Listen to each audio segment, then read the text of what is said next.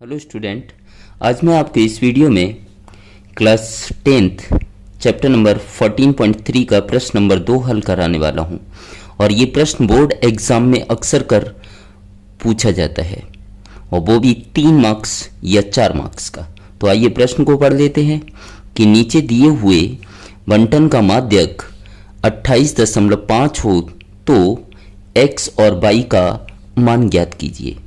तो नीचे एक सारणी दी गई है, उसे हम देख लेंगे सबसे पहले। तो सारणी यहाँ पर दी है, पहला दिया है आपका वर्ग अंतराल, दूसरा आपको दिया है वारंवारता। तो इसमें आपको माध्यक दिया गया था, तो माध्यक का फॉर्मूला क्या होता है देख लेंगे सबसे पहले हम। तो माध्यक का दूसरा नाम क्या होता है, माध्यिका, जिसे इंग्लिश में मीडियन बोला जाता है। और इसका सूत्र होता है m बराबर l प्लस n बटे 2 माइनस सी एफ बटे एफ गुणा h। तो सबसे पहले यहाँ पर हम सी एफ ज्ञात करते हैं। तो सी एफ को हम हिंदी में क्या बोलते हैं, संचयी वारंवारता। तो सूत्र के अनुसार मुझे सबसे पहले सी एफ ज्ञात करना होगा, उसके बाद ये सारे के सारे मान हम ज्ञात करेंगे। तो सी एफ कैसे ज्ञात करते हैं देखेंगे। पहले यहाँ बारंबारता जो आपको दी गई है, तो पहली वाली बारंबारता जैसे कि तैसे उतार देंगे। यहाँ पे लिख दिया मैंने 5। दूसरा हम कैसे ज्ञात करेंगे, इस 5 में इससे जोड़ा जाएगा। तो 5 में किससे जोड़ेंगे, x को। तो क्या हो जाएगा 5 प्लस x। इसी प्रकार से इसे हम इसमें जोड़ेंगे। तो 5 में 20 जब जोड़ेंगे तो कितना हो जाएगा 25। तो क्या हो जाएगा 25 प्लस x। इसी प्रकार से इसे हम इसमें जोड़ेंगे। तो 25 में 15 जोड़ेंगे कितना हो जाएगा 40। तो क्या आ जाएगा 40 प्लस x। इसी प्रकार से 40 को जब हम इसमें जोड़ेंगे तो क्या हो जाएगा, ध्यान से समझिएगा, 40 प्लस x प्लस क्या हो जाएगा, इसे जोड़ेंगे तो क्या आएगा y। अब इसमें हम इसे जोड़ेंगे तो 40 और 5 कितना हो जाएगा 45 प्लस x प्लस y। तो हमने यहां पर क्या ज्ञात कर लिया, CF ज्ञात कर लिया। क्या ज्ञात कर लिया, CF। अब बाकी के मुझे मान ज्ञात करने हैं। तो बाकी के मान मुझे ज्ञात करने के लिए सबसे पहले देखना है L। तो L कैसे ज्ञात करेंगे कि इसका माध्यक वर्ग क्या होगा, इसका माध्यक वर्ग मुझे ज्ञात करना है। तो यहां पर जो माध्यक का मान दिया गया है वो कितना दिया गया, 28.5। कितना दिया है 28.5। तो हम क्या देखेंगे कि इस वर्ग अंतराल में 28.5 कहां पर आएगा। तो 28.5 20 से बड़ा है और 30 से कैसा है, छोटा है। 20 से बड़ा है और 30 से कैसा है, छोटा। तो यही आपका क्या होगा, माध्यक वर्ग होगा। अगर यहां पर हम देख लेते हैं एग्जाम्पल के तौर पे, अगर यहां आपका माध्यक दिया होता, माध्यक बराबर मान लीजिए दिया होता 42.5,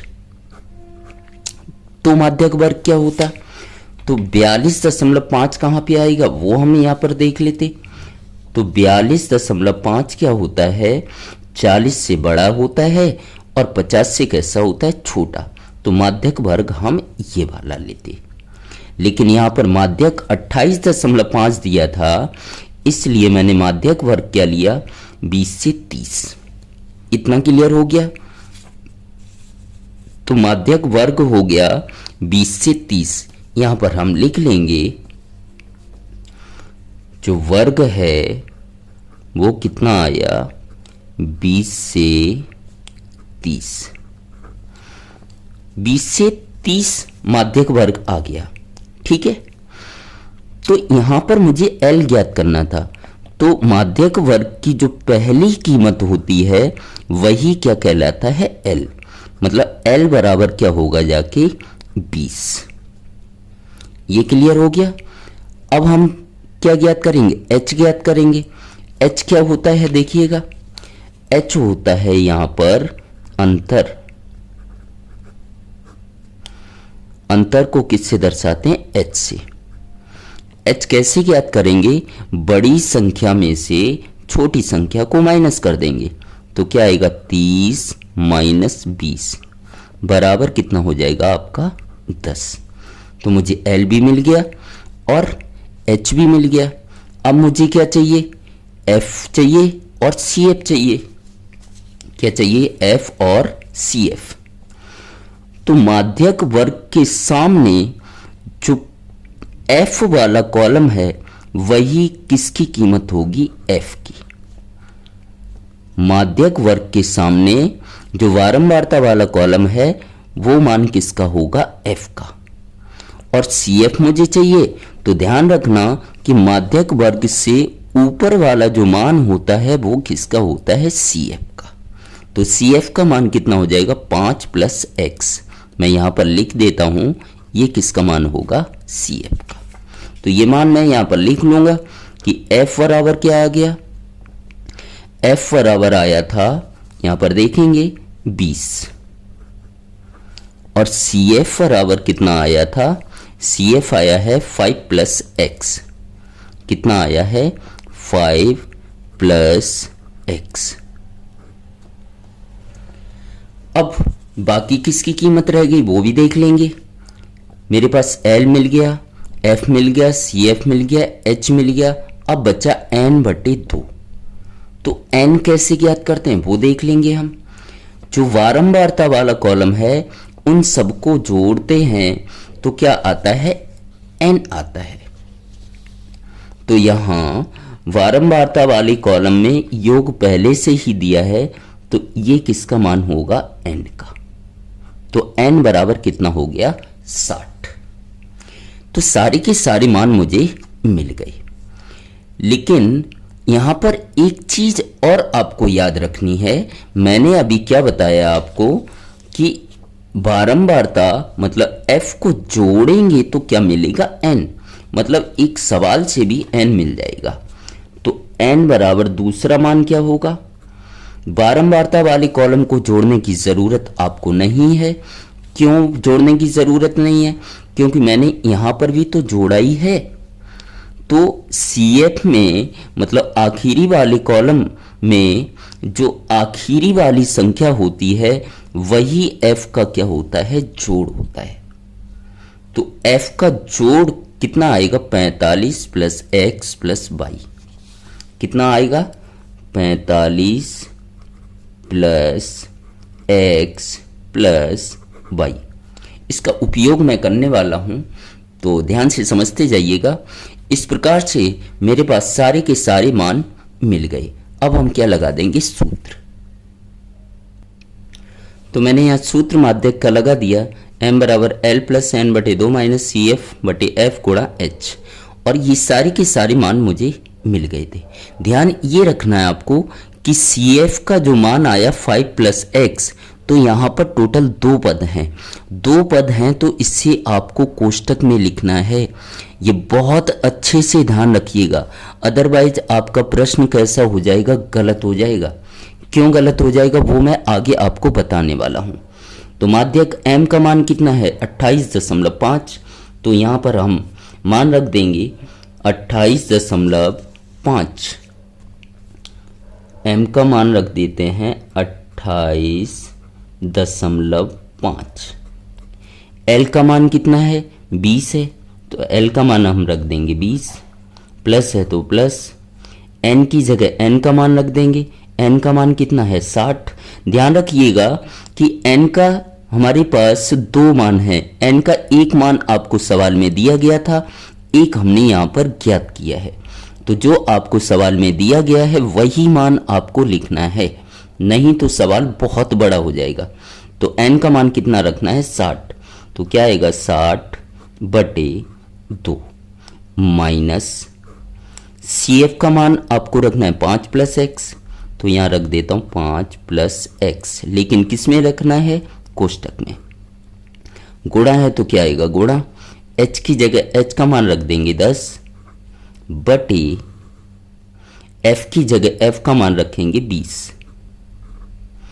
अब इसमें आपको ध्यान ये रखना है कि बटे वाला जो निशान है वो गलती से भी इसके नीचे ना जाए, क्योंकि ये वाला पद एकदम अलग है।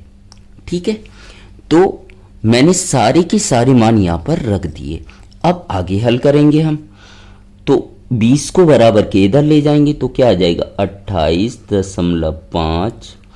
यहां कुछ भी नहीं, क्या होगा प्लस, और प्लस वाला इधर किसका होगा माइनस का, बराबर 2 का भाग 30 में देंगे 60 में देंगे तो 2 3 6, मतलब कितना आ जाएगा 30। अब कोष्टक के आगे जब भी माइनस हो तो अंदर का चिन्ह बदल जाता है, तो क्या आएगा -5, क्या आएगा -5, और माइनस प्लस क्या होता है माइनस का क्या बचेगा यहां पर x। मैंने पहले ही आपको बताया था अगर ब्रैकेट नहीं लगाया होता तो x किसका होता प्लस का, लेकिन ब्रैकेट लगाने से x यहां पर किसका हो गया माइनस का। यही गलतियां हो जाती हैं।